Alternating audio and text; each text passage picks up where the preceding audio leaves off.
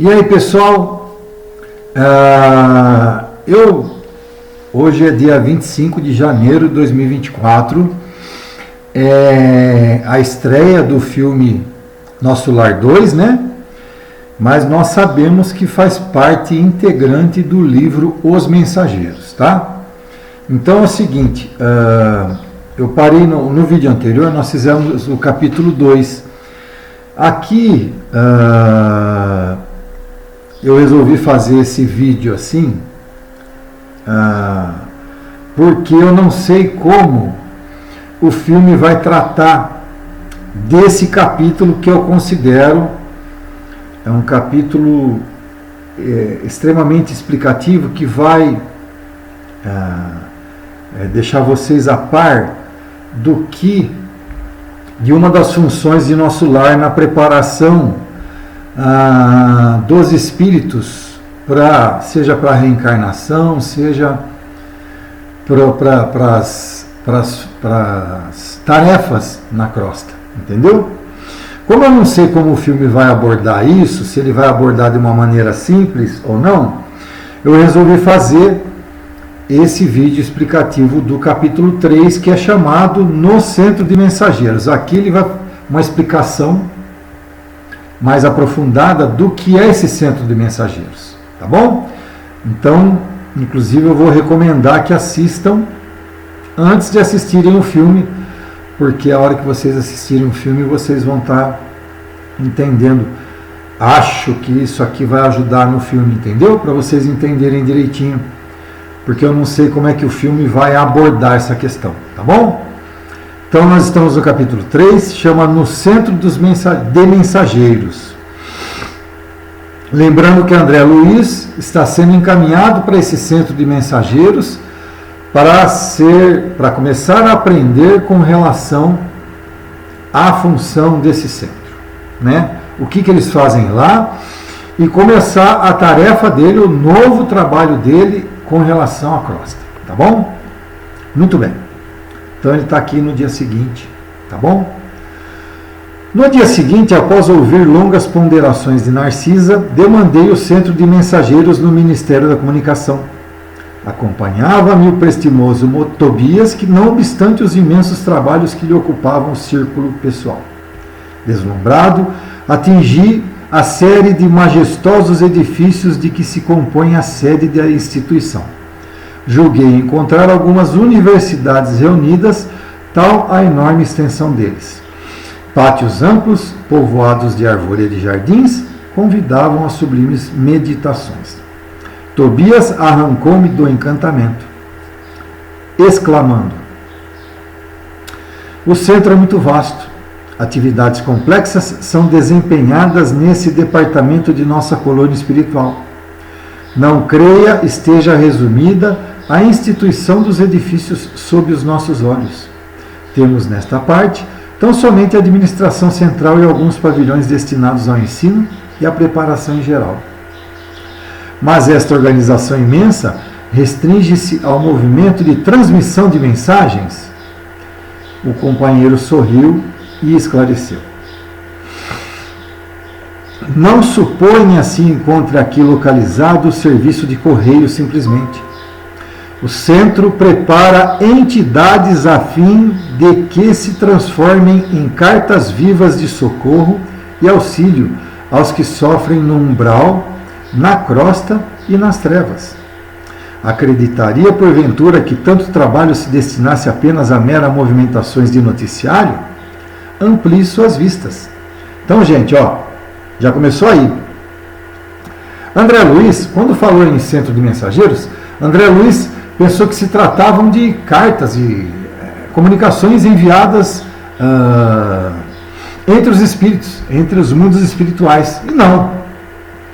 Na realidade, o que Tobias está explicando aqui, o centro prepara entidades a fim que se transformem em cartas vivas de socorro e auxílio aos que sofrem no umbral, na crosta e nas trevas. Ou seja, eles preparam espíritos para missões, seja no umbral, seja nas trevas, seja na crosta terrestre. Eles preparam os espíritos para isso. Ok? Eles fazem os espíritos estudarem, crescerem espiritualmente e preparam de outras maneiras também que vocês vão ver, que nós vamos ver mais para frente no livro. Tá? Esse serviço é a cópia de quantos se vem fazendo nas mais diversas cidades espirituais dos planos superiores. Preparam-se aqui numerosos companheiros para a difusão de esperanças e consolos, instruções e avisos nos diversos setores da evolução planetária. Não me refiro tão somente a emissários invisíveis. Organizamos turmas compactas de aprendizes para a reencarnação. Médiuns e doutrinadores saem daqui às centenas anualmente. Tarefeiros do conforto espiritual encaminham-se para os círculos carnais em quantidade considerável, habilitados pelo nosso centro de mensageiros. Então, olha só, gente, vejam bem, o centro de mensageiros, eles só não preparam os espíritos, eles preparam os espíritos, quer dizer, eles não preparam somente os espíritos para os espíritos fazerem a missão no umbral, nas trevas. Eles preparam os espíritos para a reencarnação em missões na crosta. Entendeu? Ó, e ele deixa bem claro aqui, ó. Preparam-se numerosos companheiros para a difusão de esperanças e consolos, instruções e avisos nos diversos setores de evolução planetária. Não me refiro tão somente aos emissários invisíveis, quer dizer, não somente aos espíritos. Organizamos turmas compactas de aprendizes para a reencarnação. Médiuns, doutrinadores saem daqui a centenas anualmente. Olha aqui, olha o número de espíritos que se preparam anualmente para missões na Terra. E não somente, diga-se de passagem, para centros espíritas, de maneira nenhuma.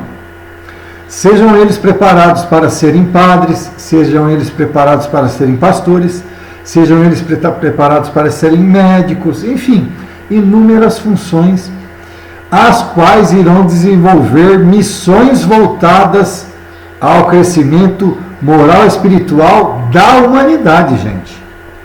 Da humanidade. E aqui vocês vão ver que, infelizmente, a maioria falha.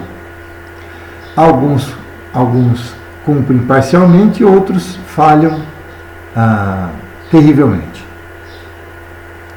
André Luiz responde, né? O que você me diz? Segundo seus informes, os trabalhos de esclarecimento espiritual devem estar muitíssimo adiantados no mundo. Tobias fixou uma expressão, sorriu tranquilamente e explicou. Você não ponderou, todavia, meu caro André, que essa preparação não constitui ainda a realização propriamente dita.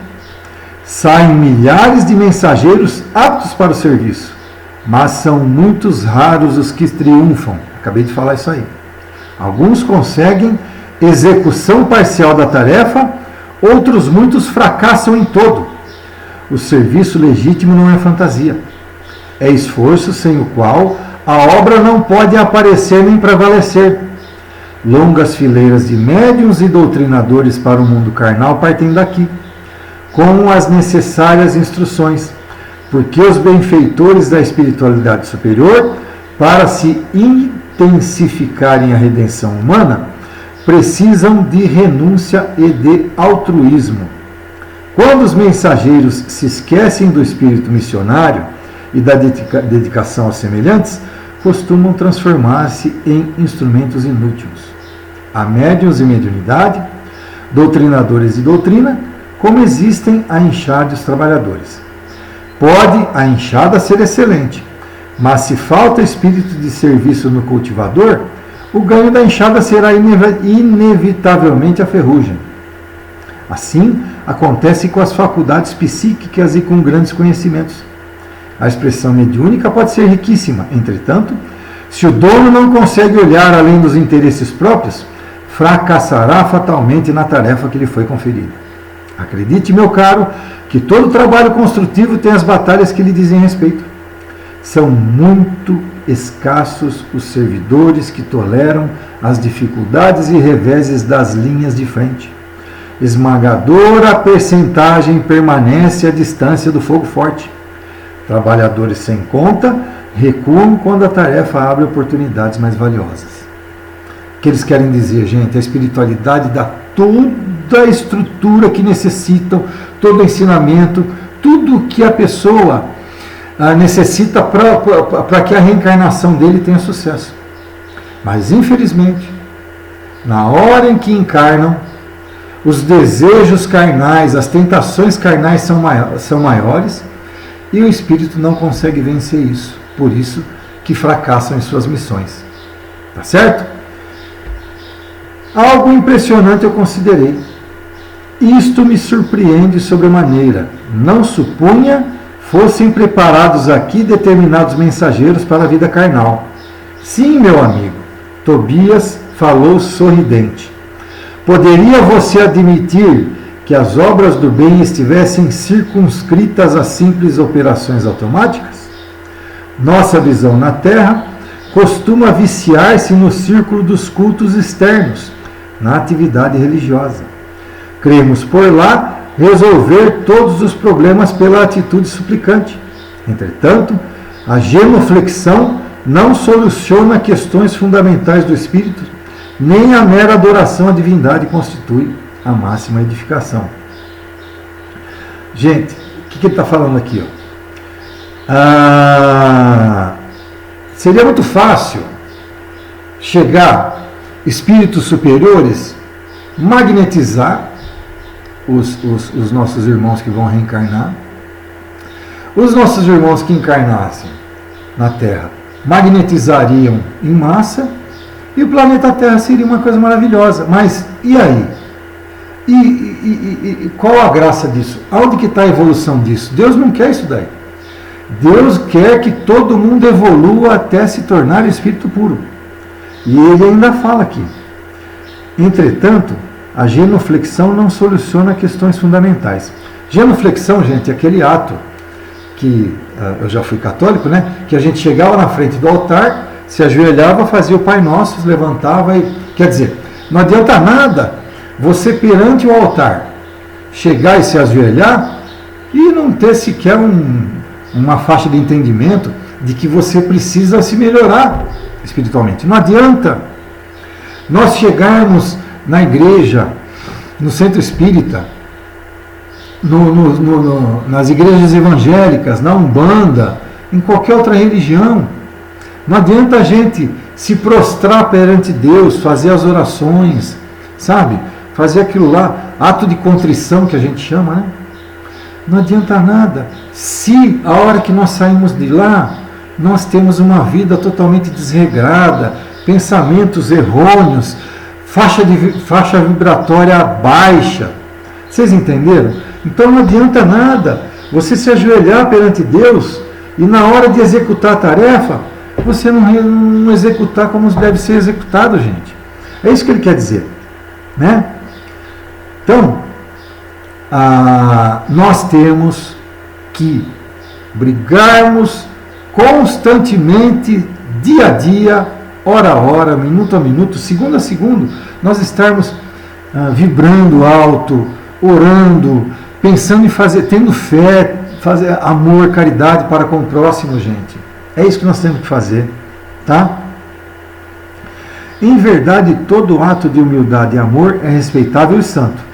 E, incontestavelmente, o Senhor nos concederá suas bênçãos. No entanto, é imprescindível considerar que a manutenção e limpeza do vaso, para recolhê-las, é dever que nos assiste.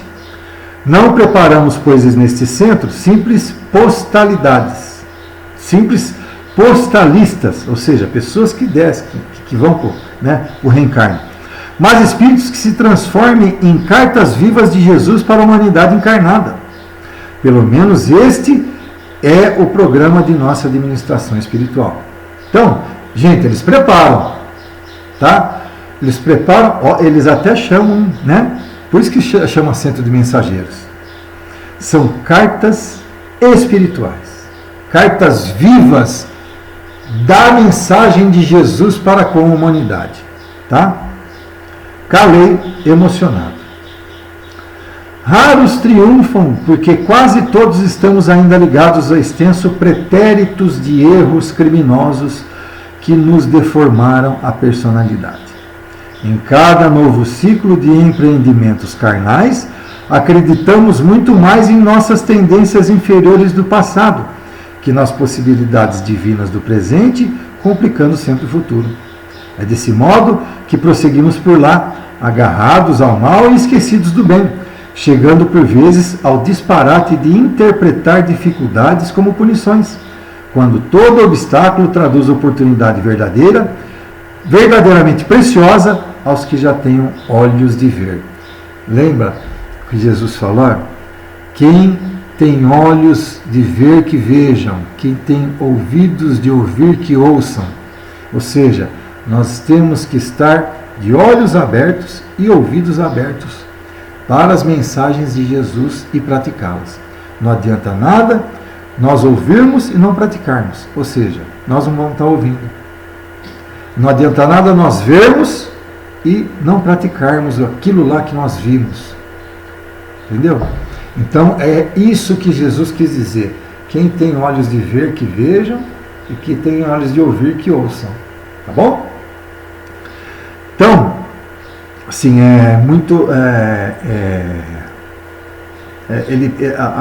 o Tobias deixa bem claro que são raros aqueles que triunfam. Por quê?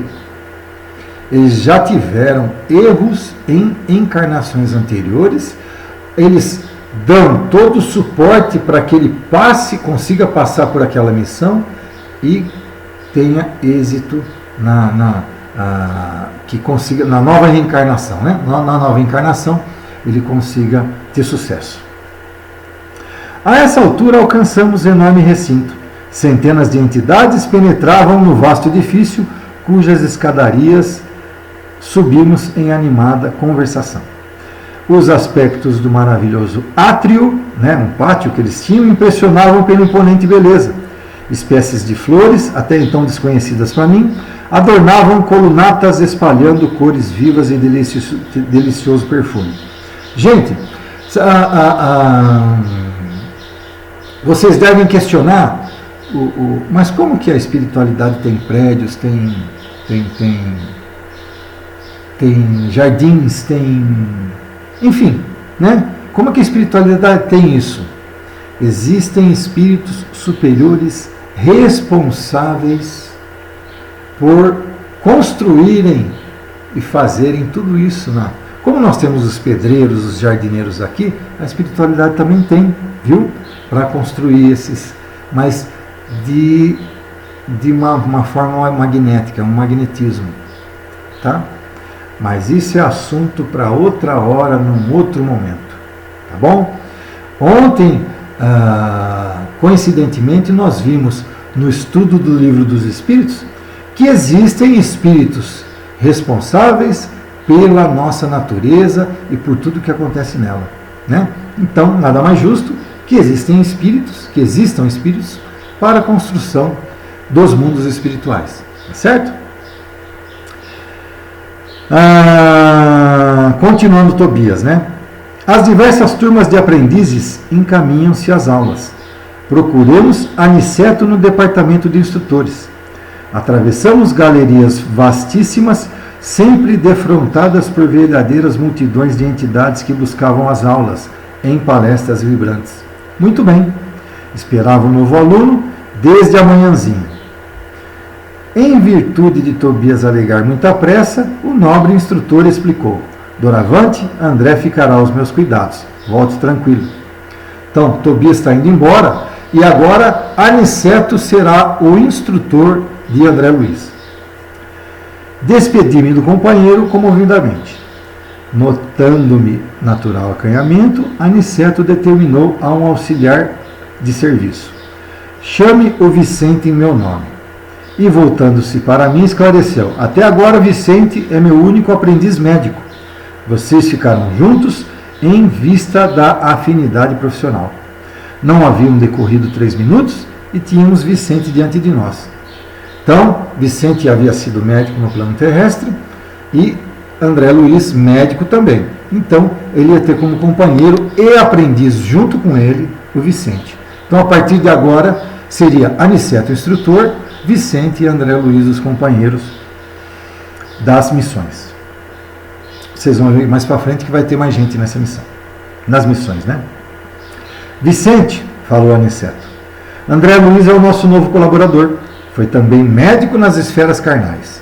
Creio, pois, que ambos se encontrarão à vontade partilhando a mesma experiência. O interpelado abraçou-me, demonstrando extrema generosidade e, após encorajar-me com belas palavras de estímulo, perguntou ao nosso orientador: quando deveremos procurá-lo para os estudos de hoje? Aniceto pensou num instante e respondeu: esclareça ao novo candidato os nossos regulamentos e venham juntos para as instruções após o meio-dia. Muito bem. Então, esse é o terceiro capítulo, gente. Vocês entenderam, espero que vocês tenham entendido, e que nesse nosso Lar 2, eles expliquem isso daí, mas assim, eu acho que essa explicação deixou bem claro para vocês como que é o centro de mensageiros, tá bom? A partir de agora, no capítulo 4, nós vamos ver várias experiências de espíritos que foram preparados para encarnarem e, infelizmente, falharam em suas encarnações, tá bom? Espero que eu tenha me feito entender e aí agora, na semana que vem, ou sei lá, né? Próximo dia, próxima encarnação, próximo vídeo nós começaremos a tratar do capítulo 4. Lembrando vocês, curtam o vídeo, inscrevam-se no canal, compartilhem com o máximo de pessoas possíveis e expliquem que esse vídeo é muito importante das pessoas assistirem antes de assistirem o filme Nosso Lar 2. Um grande abraço a todos vocês.